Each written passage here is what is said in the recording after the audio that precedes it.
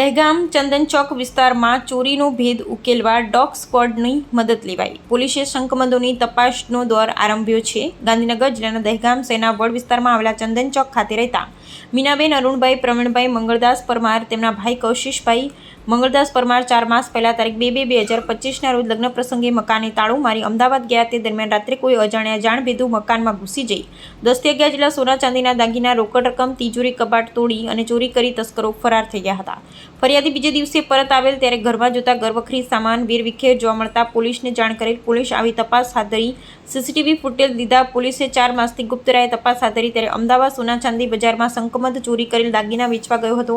તે દરમિયાન વેપારી અમદાવાદ ક્રાઇમ બ્રાન્ચને જાણ કરતા પોલીસ વેપારીને ત્યાં પહોંચી શંકમદને ઝડપી પાડી વધુ તપાસ હાથ ધરતા ચોરી કર્યાની કડી મળે તેવી જણાવતા ફરિયાદીને હાશકારો અનુભવ્યો હતો.